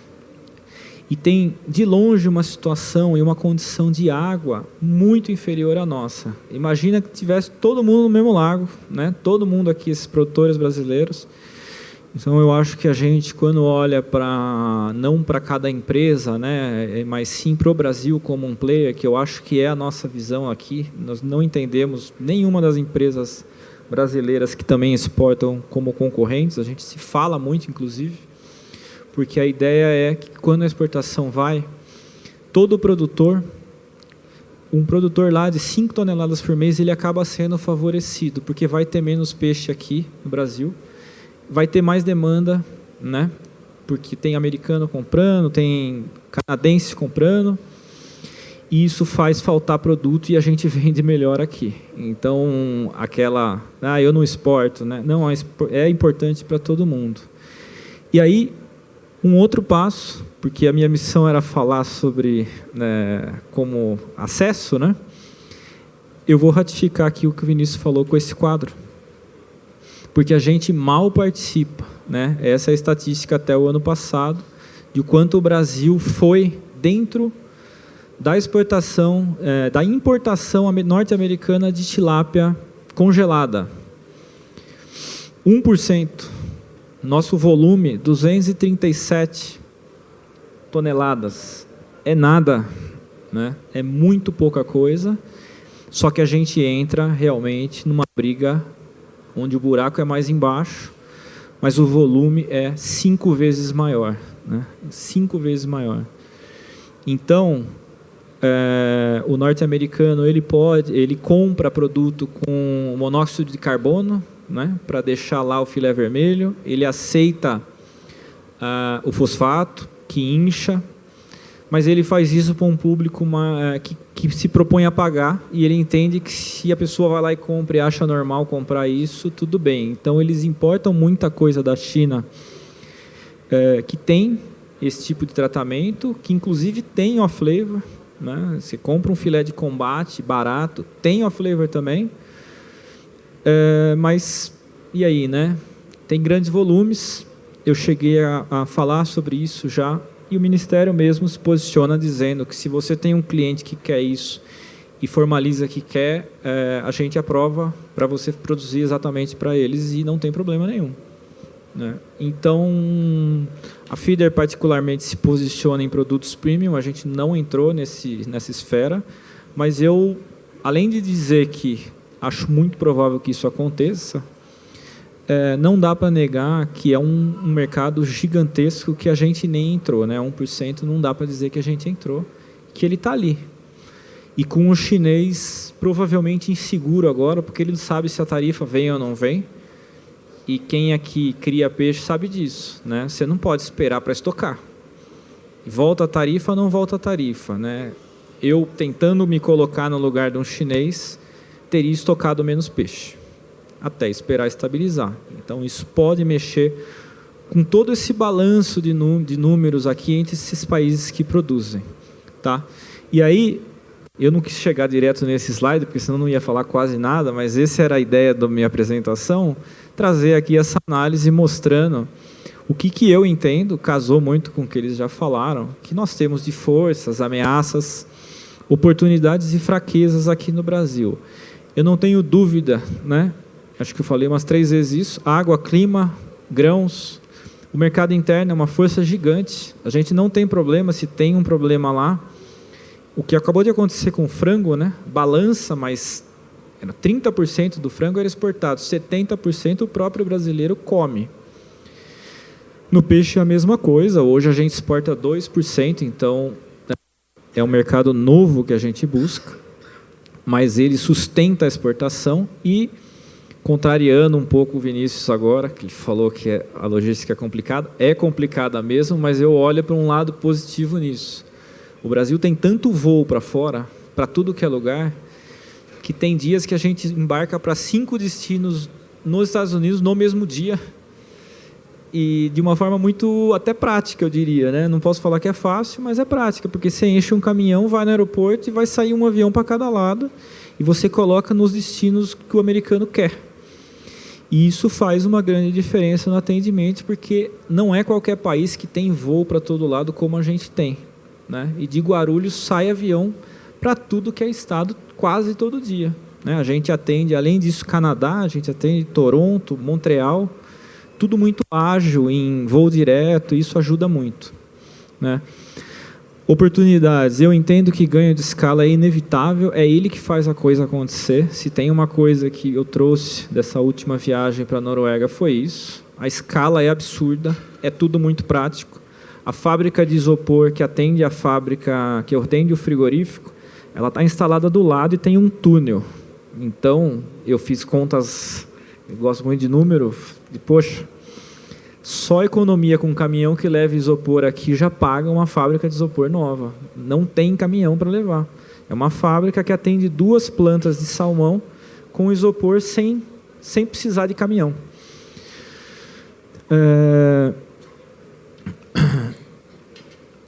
Novos mercados, eu não tenho dúvida também, né? Não só a União Europeia, mas a União Europeia, poxa, quantos países ali que podem comer tilápia, por mais que não seja tão habitual comer tilápia, o americano é muito mais consumidor, mas está ali, e espero que a gente consiga fazer isso nos próximos anos, não só para o peixe, para o filé, mas para subprodutos da mesma forma, para a pele, né? Hoje a gente manda a pele para o Japão, né? Aí frete é caro. E eu acredito muito que, mais uma vez tentando copiar, mas um exemplo bom, fazer a tilápia brasileira se tornar uma referência de tilápia no mundo, assim como o salmão norueguês já é, né? E a gente, quando vai lá para dentro da indústria, a gente acha que o salmão norueguês é tudo de bom e não tem nada de ruim. Não, tem os salmões que tem mancha, tem machucado, e é uma regra interna da Noruega, não é de uma empresa, todas as empresas, que só sai salmão impecável da Noruega. Por quê? Quando está na gôndola em Paris, que um chefe de cozinha vai lá, ele não pode ver um machucado no salmão. Então, o salmão norueguês é salmão premium. Tem salmão ruim no meio também, que tem mancha? Tem, eles porcionam, eles fazem outras coisas, pratos prontos. Mas um salmão norueguês na gôndola, dificilmente você vai achar algum tipo de problema de mancha, de parasito ou alguma coisa do gênero. Nós temos ameaças com entradas, né? Vietnã é o exemplo da vez, e a gente sabe que o Vietnã pode ser uma triangulação de produto chinês também, e por isso a gente está aí nesse monitoramento agora. Desafios sanitários que eu vejo como muito graves, muito importantes, eles precisam realmente de atenção, porque não adianta mais a gente esperar chegar a doença para reagir, a gente precisa reagir antes. Insegurança jurídica em muitos casos a gente pode, depois não pode, não sabe o que vai fazer, e eu englobo nisso até a questão trabalhista, né? A gente tem muita insegurança hoje em dia com tudo. O câmbio, que é o meu resumo para o câmbio é quem está certo é porque está mal informado, porque não tem, né? Assim, estão falando em 5,80, mas o fato é que pode estourar alguma coisa a qualquer momento, e o câmbio ir para 6,20, ou ele cair, e a gente está ali exportando, e a gente não quer entrar e sair no mercado o tempo todo, a gente tem que ficar lá. Então, por vezes, o câmbio estava 6,20 e a gente estava rindo, e hoje a gente tem desafio sanitário junto com o câmbio de 5,60, e a gente está ali se esforçando para manter, né? Tarifas, obviamente, porque é o assunto da vez. A gente tem 10%, Colômbia 10%, então está tudo ok, mas a China, se voltar a tarifa alta lá, muda muito para a gente. Vão procurar mais rapidamente o produto brasileiro. Se não voltar, não vai ser tão rápido.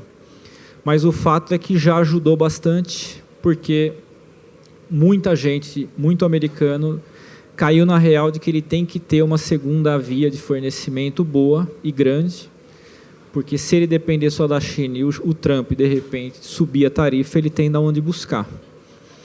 E aí algumas fraquezas para fechar. A nossa carga tributária, que, pelo menos desde que eu escuto essa conversa, se fala sobre PIS/COFINS em ração, então, para o produtor, principalmente, é péssimo, porque ele tem lá esse imposto e ele não faz nada com ele, e aí acaba onerando muito a cadeia.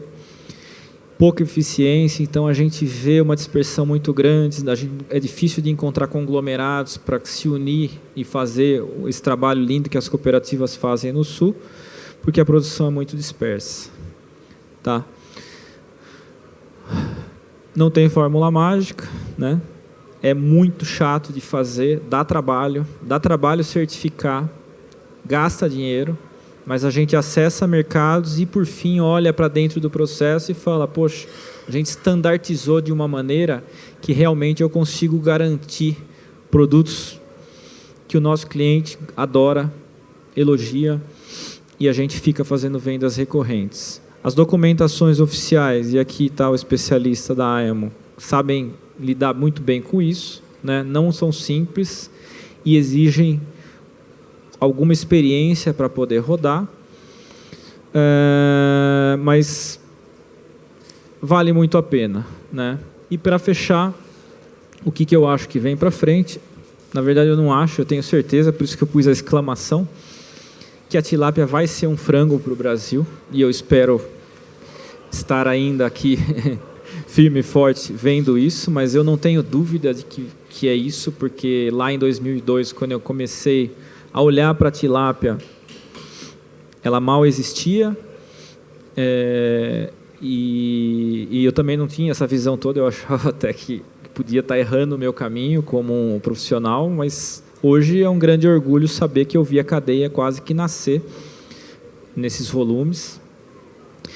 E a gente tem que seguir no lastro dessa informação, que ela é também um fato, né? 10%, a produção de pescados, não só da aquacultura, ela tem que crescer 10% até 2032, porque tem mais consumo e tem mais gente, né? E o Brasil deve participar de uma forma protagonista cada vez maior nisso tudo, assim como já é no frango, no boi e no suíno, tá?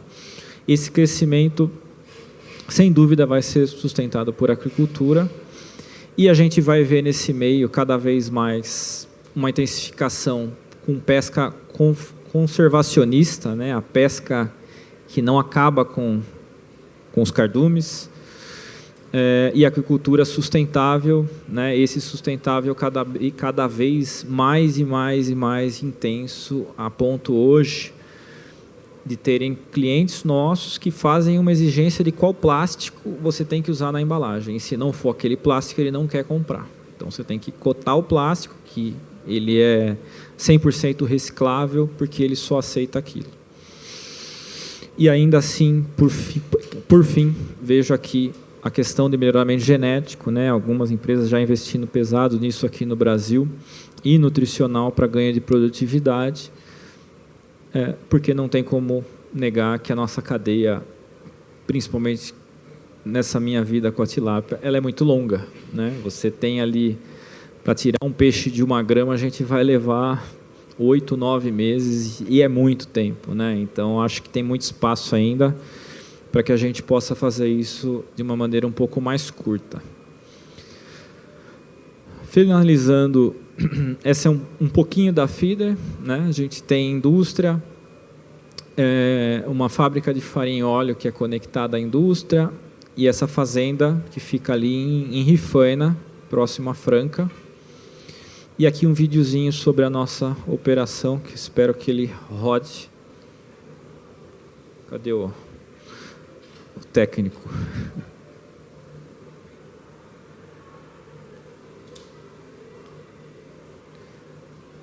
Dá para pôr o vídeo?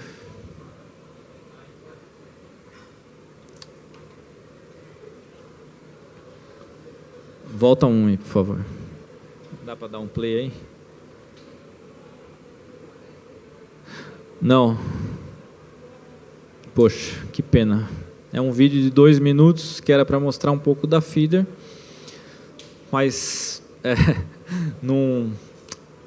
nada que a gente vá perder aqui. O importante eram as informações, era falar um pouco com vocês e também ouvir, né? Agora para fechar o painel, agradecendo mais uma vez a convite.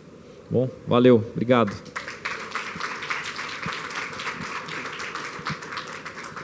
Então, pessoal, para finalizar, eu convido os painelistas para voltarem aqui à frente, pegar as cadeiras aqui, para a gente abrir para as perguntas e fazer o debate.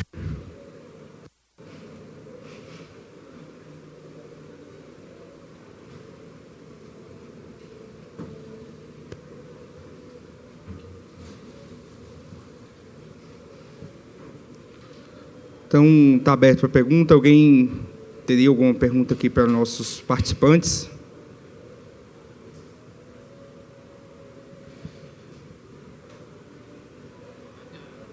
Vou fazer uma pergunta aqui para fomentar o nosso debate. Primeiro, assim, eu vi muito pessoal falando sobre a logística que a gente tem, também sobre as certificações, e eu me recordo do pessoal comentar que um dos problemas que a gente tinha na logística, a essa certificação, que tinha uma dupla fiscalização, né, do mapa. E com a certificação internacional, né? A gente tinha um CIF, depois lá no aeroporto tinha de novo a fiscalização para poder fazer a certificação internacional. E com isso atrasava um pouquinho a logística, e também acho que por conta disso era só alguns aeroportos que podiam poder fazer esse embarque para o destino final. E agora a gente não tem mais a necessidade dessa certificação internacional. Com isso, você acredita, para o Vinícius, né? Você acredita que a gente vai ter novos aeroportos que podem fazer a exportação, diminuindo ali aquele tempo de logística interna que a gente tem? Porque tem alguns produtores ali no estado do Goiás, em outros estados. Isso poderia facilitar a exportação para eles? Rainan, eu não tenho conhecimento para responder, mas o Juliano com certeza vai ter.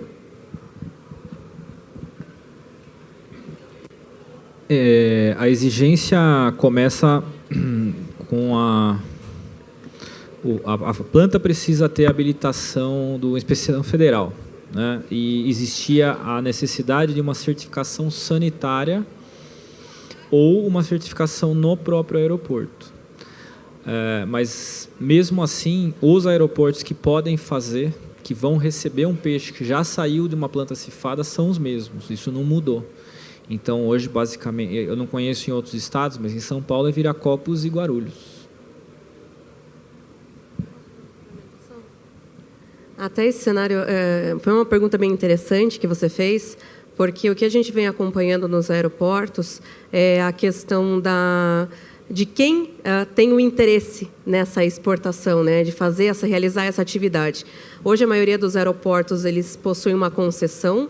Essas concessões, elas dependem do interesse, né, apresentar para essas empresas que aquele mercado, que um investimento naquela área seria rentável. Por exemplo, nós temos alguns aeroportos que eles têm habilitação do mapa, né? Eles precisam ter uma área aprovada pelo Ministério da Agricultura para determinados tipos de produto. O caso do peixe resfriado, ele precisa de uma autorização para esse tipo de espaço, né, alfandegado. Isso exige investimentos, né? Então, o que a gente já vem observando é que várias empresas, cooperativas e indústrias se unem para determinada região que não tem um aeroporto que tenha essa saída para um produto, seja porque não tem um espaço alfandegado, ou seja porque não tem um voo específico ou algo nesse sentido, se movimentando para irem apresentar a essas empresas que detêm a concessão desse aeroporto para demonstrar que aquilo vale a pena ser investido. Sejam os valores que são iniciais e as prospecções que existem para o futuro. Então, isso é uma informação que é válida, é muito interessante se pensar nas resoluções logísticas. Não se pensar, mas o que existe agora, como que eu vou fazer para alcançar? E sim, quais são as alternativas e possibilidades que eu tenho para que eu consiga melhorar e ampliar o meu leque, a minha rede de distribuição desse produto de uma forma mais facilitada, de uma forma mais rápida. Então, eu acredito que hoje, se tomar parte dos interessados em exportar, fazendo essa comunicação direta com os aeroportos, seja um aeroporto maior ou menor, de uma capital ou não, para que se viabilize aí o interesse e demonstre os potenciais, no caso da tilápia, que ficou muito claro aqui nas apresentações, que é gigantesco. Obrigado. Alguém da plateia tem alguma pergunta aí? Show.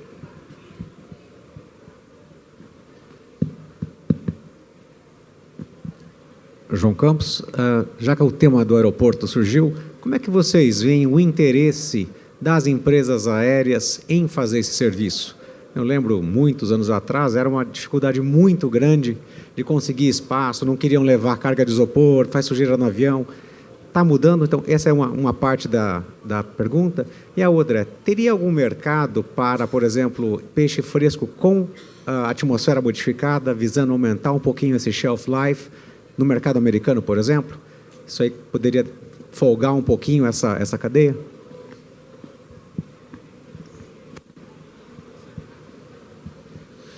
Oi, João. Nada como uma pergunta vinda de você. Mas vamos lá.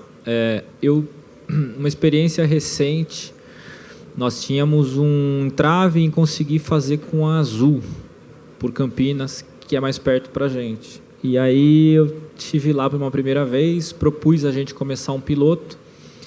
E o que eu ouvi depois desse piloto virou hoje o nosso maior embarcador. A gente está surpreso porque nunca vazou nada da caixa de vocês, é muito seco o produto, é muito padronizado, ele chega aqui em formato de pallet de avião já, então a gente só rola para dentro, é muito fácil. E a gente também tem regularidade, vocês mandam toda semana como um relógio. E para eles, isso é muito importante, porque a empresa aérea, muitas vezes, ela vive de alguma sazonalidade, por exemplo, em frutas, né? Tem época que você tem muita fruta, tem época que não tem. Então, eles têm hoje, por incrível que pareça, até é engraçado isso, mas uma coisa que eles embarcam na Azul com frequência é arma de fogo e tilápia. Né? Mas a arma paga mais caro por quilo porque ela é mais densa, né? Tem toda uma conta lá. Mas hoje essa conta mudou um pouco. Eles enxergam isso falando por tilápia, filé fresco, todo drenado, que nunca vaza, envelopado e tal. Eles acham ótimo a regularidade e eles gostam do produto e de trabalhar com isso, né? A gente conseguiu... e isso permitiu uma negociação melhor, porque uma coisa é a gente negociar spot lá toda semana, a outra é fechar um contrato de 6 meses, que é o que a gente fez, para poder ser mais competitivo. Então, o Brasil hoje, apesar de estar mais longe, a gente tem tarifas aéreas iguais às da Colômbia, que está a 4 horas dos Estados Unidos. Sobre o ATM, também tem algum trabalho já acontecendo. Tem alguns desafios, porque são embalagens que com a pressurização do avião elas podem sofrer um pouco mais, mas eu vejo como oportunidade também. Mas não só lá, aqui no Brasil, a gente sofre da mesma coisa, porque você dá mais shelf life, é legal. Então eu pego lá um filé de tilápia e tem casos no Brasil já de 21 dias, que você lá coloca gases e faz. Aí quando um comprador me pergunta isso, eu respondo o seguinte: se você estiver no supermercado com seus filhos e tiver um filé de tilápia que você viu que é fresco e está com 17 dias, você compra? Eu não compro, porque eu prefiro comprar um filé que acabou de ser produzido. Mas entendo a pergunta, facilitaria a logística, mas eu sou muito mais fã e favorável à velocidade, para que a gente tenha produtos na gôndola de 1, 2 dias sempre. Agora é possível sim. Alguém complementar? Não, só complementando, não é muito comum se ver nos Estados Unidos produtos com frescos, embalagem de atmosfera modificada, mesmo salmão, outros peixes frescos que eles importam, não é muito comum. Nunca tinha pensado por esse ponto de vista, mas faz todo sentido.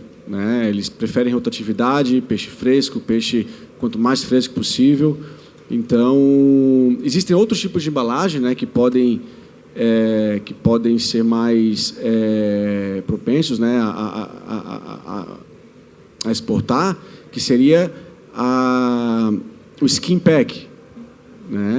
Por exemplo, grande parte dessa tilápia fresca que sai do Brasil na caixa de isopor, ela chega nos Estados Unidos, ela é reembalada nesse skin pack e é vendida no mercado, na gôndola. Talvez isso poderia ser feito aqui, se o Brasil conseguisse fazer de uma forma, de um custo competitivo. Mas realmente acho que a atmosfera modificada eu não vejo lá no mercado, então não sei se pode ser uma tendência ou não.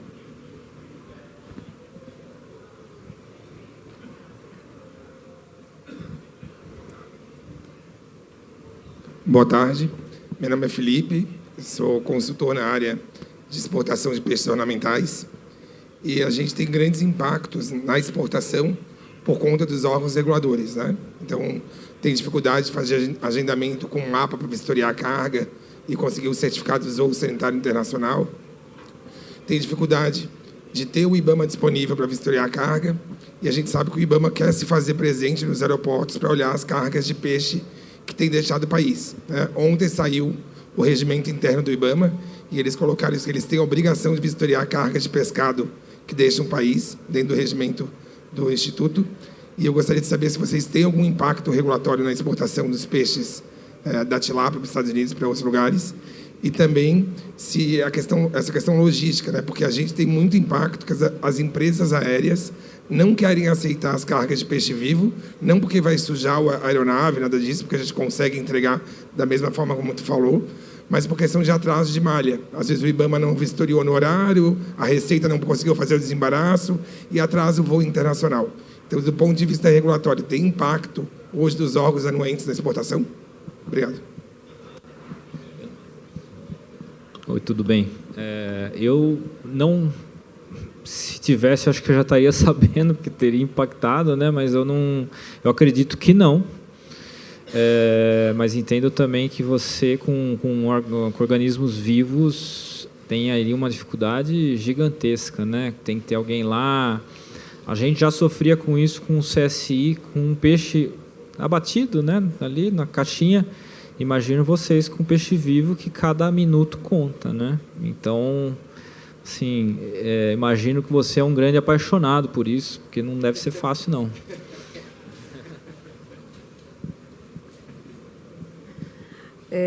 A questão do peixe ornamental, peixe vivo, é um grande desafio. Nós temos algumas realidades e algumas empresas que trabalham com exportações de produto vivo, que é no caso da lagosta, e aí você tem uma gestão desses processos que você precisa realizar de COMEX de uma maneira que tem que ser muito rápida, efetiva, especialmente quando se depende de órgãos anuentes. Para a maioria dos produtos de pescado, dos peixes que são comercializados, aí no caso da tilápia, os órgãos anuentes seriam o Ministério da Agricultura. Para outras espécies que são ameaçadas de extinção, algo nesse sentido, você tem mais um órgão anuente que é o IBAMA. E aí você entra numa problemática de questão de você passar por mais uma liberação, né, e que acaba tendo seus impactos, às vezes seja por uma questão de greve, seja uma questão de paralisação, ou simplesmente porque não tem alguém lá na área para fazer essa liberação.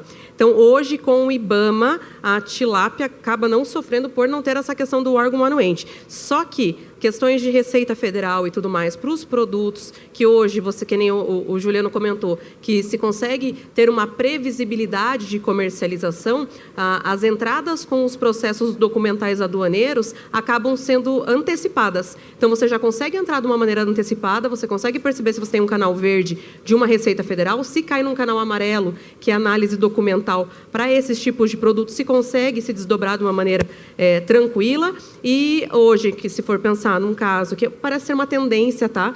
Para esses tipos de produtos de tilápia e tudo mais, que já tem um controle operacional muito eficaz, e já exemplo dos Estados Unidos, né, de não ter a necessidade do CSI, é que esse certificado sanitário, ele não tenha mais uma necessidade, somente o carimbo CIF seja a chancela mesmo para essas exportações. Então, tende-se que haja uma facilitação para esses produtos que são cultivados. Mas, óbvio, como você mesmo comentou, ontem saiu uma publicação do IBAMA que trazia aí um regimento interno para que ele participe como órgão anuente das exportações de pescado. E isso, claro, deve ser combatido, porque não faz nem sentido e vai totalmente contra a qualquer evolução comercial que se busca dentro do agronegócio brasileiro, porque tilápia é agronegócio, né?